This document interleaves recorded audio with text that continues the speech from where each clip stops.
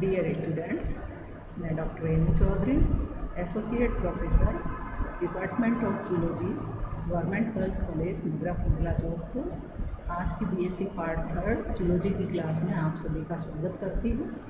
हम पढ़ रहे थे paper first animal physiology and biochemistry, और इसके unit first physiology of digestion में हम पीछे पढ़ चुके हैं डाइजेशन इन स्टमक या आमाशय में पाचन के बारे में। आज हम पढ़ेंगे डाइजेशन इन इंटेस्टाइन या आंत्र में भोजन का पाचन किस प्रकार से होता है उसके बारे में। तो यहाँ पर सबसे पहले है डाइजेशन इन ड्यूडिनम, ग्रहणी में भोजन का पाचन या ग्रहणी में पाचन। तो ग्रहणी में पाचन के लिए जैसे ही अम्लीय कायम ड्यूडिनम में प्रवेश करता है तो स्मॉल इंटेस्टाइन की दीवारों से निम्न हार्मोन का स्रावण होता है। जैसे कि यहाँ पर 11 नाम मैंने लिखे हुए हैं। फर्स्ट है हिपेटोक्राइनिन, यह लीवर को बाइल जूस के सिक्रीशन और सिंथेसिस के लिए प्रेरित करता है। सेकंड है कोलेसिस्टोकाइनिन, या इसको सीसी के लिखते हैं शॉर्ट में, यह गाल ब्लेडर को संकुचित करता है, यानी उसमें कॉन्ट्रैक्शन करता है, जिससे संग्रहित बाइल जूस बाहर की तरफ निकलता है। थर्ड है पैनक्रियोजाइमिन, या इसको पीजेड से लिखते हैं, यह हार्मोन अग्नाशय यानी पैनक्रियाज को पैनक्रिएटिक जूस के एंजाइम के सिंथेसिस के लिए और सिक्रीशन के लिए प्रेरित करता है। नेक्स्ट है सिक्रीटिन, यह पैनक्रियाज को क्षारीय जल व लवणों के संश्लेषण और स्रावण के लिए प्रेरित करता है। यह आहार नाल का सबसे महत्वपूर्ण हार्मोन है। इसका आंशिक कार्य यकृत पर पाया जाता है। यह यकृत यानी लीवर को बाइल जूस के सिक्रीशन के लिए प्रेरित करता है। नेक्स्ट है डुयोक्राइनिन, यह ड्यूडिनम में ब्रूनर ग्लैंड्स को क्षारीय जल और लवणों के सिंथेसिस के लिए और उसके सिक्रीशन के लिए प्रेरित करता है। नेक्स्ट है एंड्रोकाइनिन, यह पिनेथ सेल्स को क्षारीय एंजाइम्स के सिंथेसिस और सिक्रीशन के लिए प्रेरित करता है। नेक्स्ट है विल्लीक्राइनिन, यह आंत्र के विलाई को या माइक्रोविलाई को क्रियाशीलता को प्रेरित करता है, यानी कि वहाँ पर आंत्र में उपस्थित रसांकुरों की क्रियाशीलता को प्रेरित करता है। एंट्रोगैस्ट्रिन, यह HCl के सिक्रीशन को रोकता है।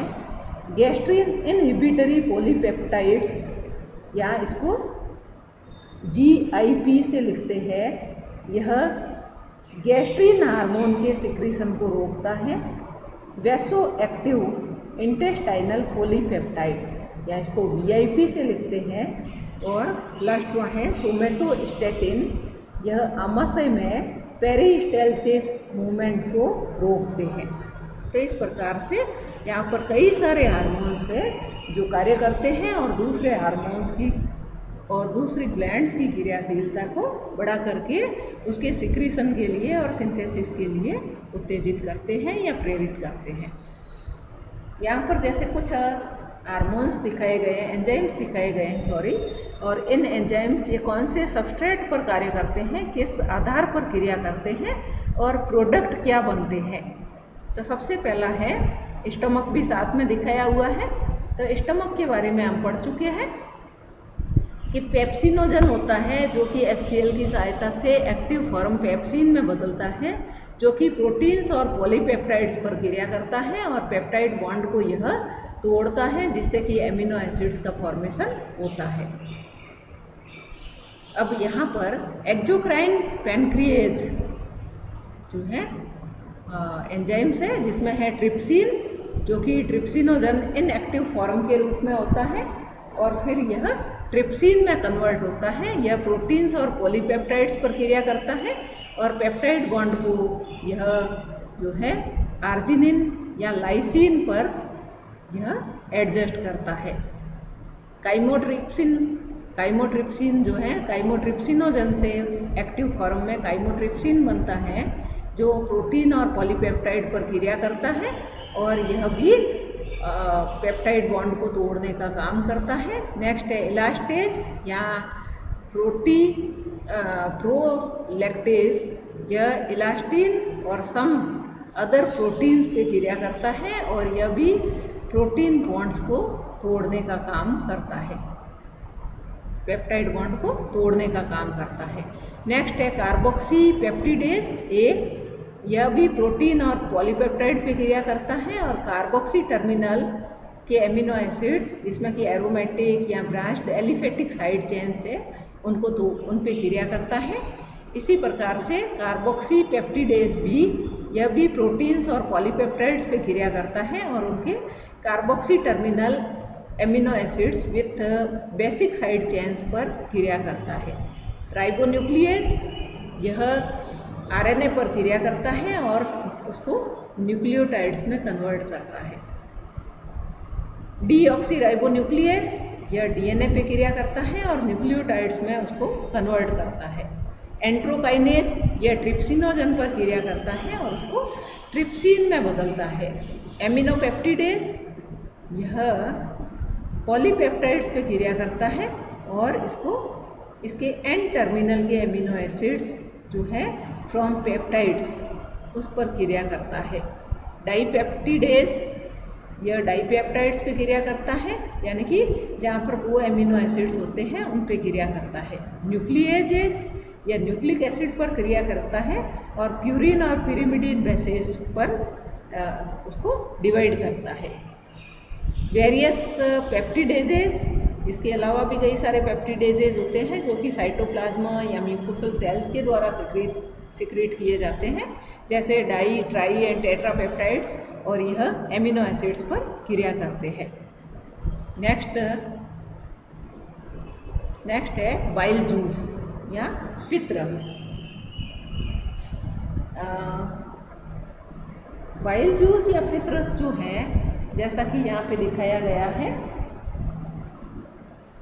इसका 98% पार्ट जो है वो वाटर से बना होता है और 2% पार्ट जो है वो साल्ट होते हैं, जिसमें बाइल पिगमेंट, कोलेस्ट्रॉल, लेसिथिन आदि से बना हुआ होता है।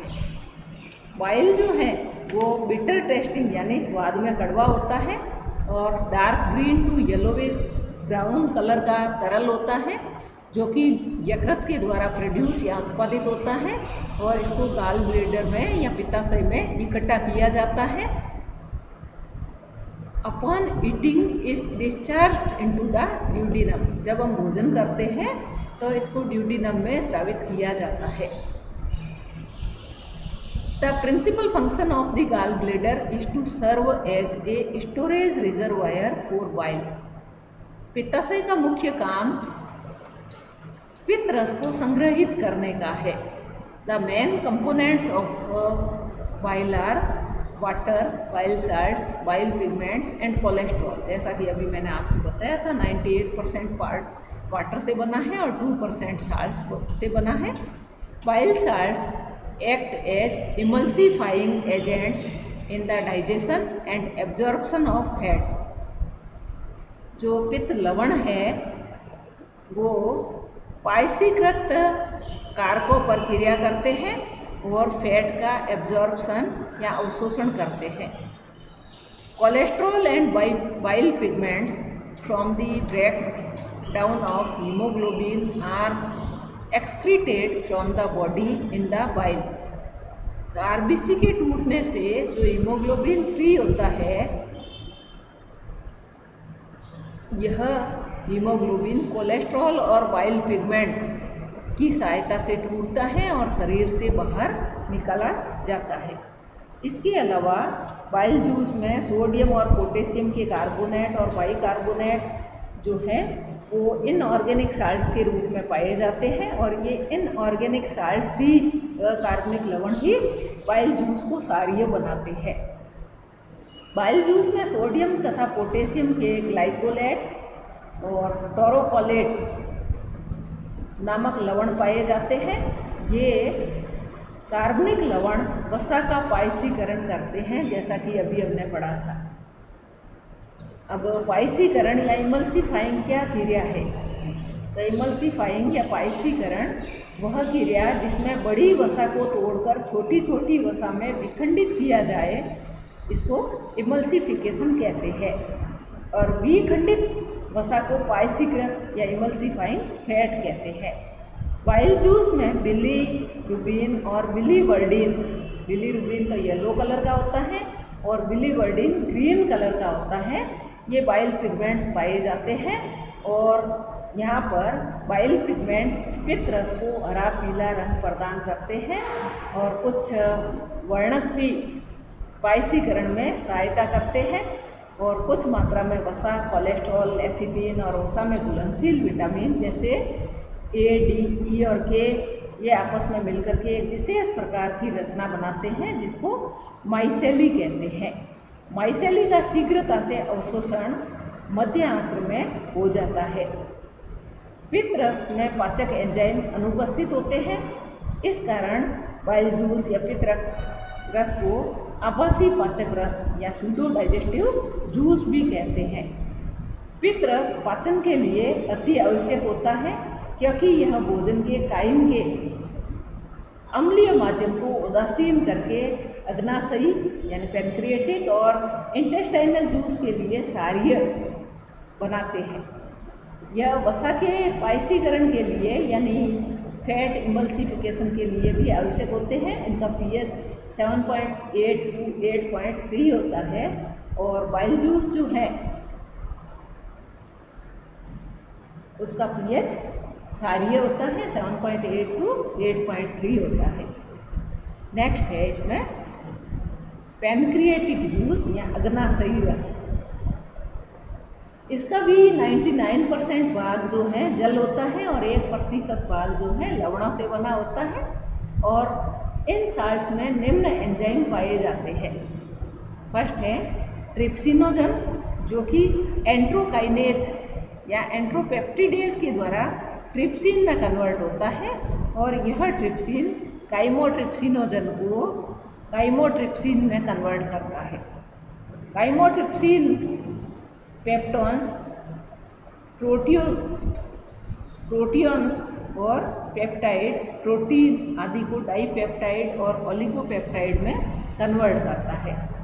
इसके अलावा कुछ अन्य एंजाइम्स हैं, जैसे न्यूक्लिएज या न्यूक्लिक एसिड को न्यूक्लियोटाइड और प्रोटीन में कन्वर्ट करता है।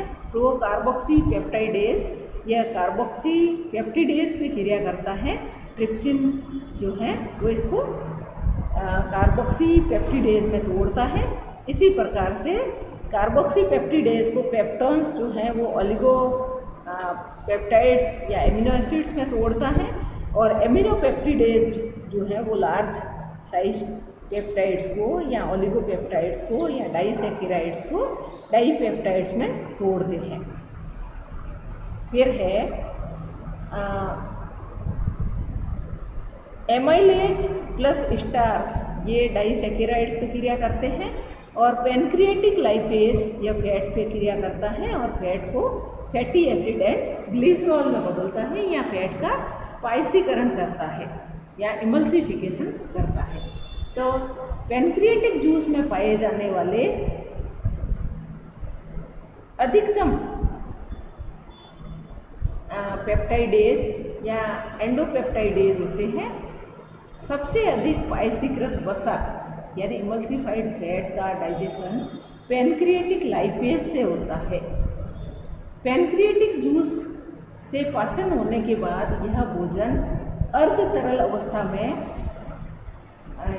बदल जाता है, जिसको काइल कहते हैं। तो जब पैनक्रिएटिक जूस की भोजन पे क्रिया हो जाती है तो यह सेमी लिक्विड फॉर्म में बदल जाता है, जिसको काइल कहते हैं। और काइल की क्रिया जो है पैनक्रिएटिक इंटेस्टाइनल जूस से होती है और इंटेस्टाइनल जूस का 99% भाग वाटर होता है, 1% साल्ट का बना होता है और इन लवणों में निम्न एंजाइम पाए जाते हैं: एरेप्सिन, जो कि डाइपेप्टाइड और ओलिगोपेप्टाइड पेप्टॉन्स को एमिनो एसिड्स में कन्वर्ट करता है।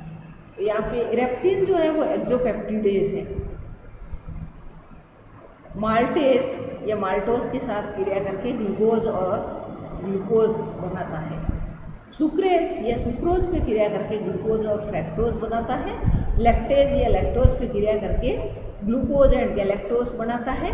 और इंटेस्टाइनल लाइपेज या फैट पर क्रिया करता है यानी वाइसीकरण करता है और फैटी एसिड एंड ग्लिसरॉल बनाता है। इसी प्रकार से न्यूक्लियोटाइडेज यह न्यूक्लियोटाइड्स को न्यूक्लियोसाइड्स और फॉस्फेट में कन्वर्ट करता है।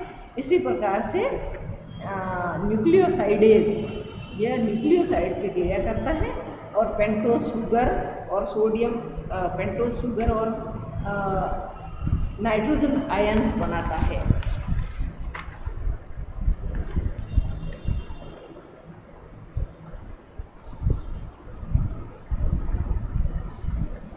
तो इस प्रकार से यहाँ इंटेस्टाइन में क्रिया होती है, जैसा कि यहाँ पे इस चित्र में दिखाया गया है। Enterokinase actually secreted in the small intestine, इसका pH 5.226 होता है। यह transforms trypsinogen into trypsin in duodenum. Duodenum में प्रोटियोलाइटिक एंजाइम्स होते हैं जो कि जिसमें trypsin, chymotrypsin, carboxy polypeptidase, also various elastase and nucleases. ये ट्रिप्सिन और काइमोट्रिप्सिन को प्रोटीन्स और पॉलीपेप्टाइड में और डाइपेप्टाइड में तोड़ते हैं और कार्बोक्सी पॉलीपेप्टाइडेज जो हैं वो पेप्टाइड्स को एमिनो एसिड्स में बदलते हैं। एमाइलोलाइटिक एंजाइम्स या पैनक्रिएटिक एमाइलेज, इसका pH 6.7 to 7.2 होता है जो कि hydrolyses starches glycogen and other carbohydrates into disaccharides and some trisaccharides. Next है लाइपोलाइटिक एंजाइम्स, लाइपेज या फॉस्फोलाइपेज A1 एंड A2 और एस्टेरेज, इनका pH 8 होता है। और lipase hydrolyses fat into fatty acids and monoglycerides. Phospholipases split fatty acids from phospholipids. Esterase hydrolyses cholesterol esters. तो इस प्रकार से यह एंजाइम्स जो हैं वो इस ऑप्टिमम pH पे अपना काम करते हैं। Thank you very much.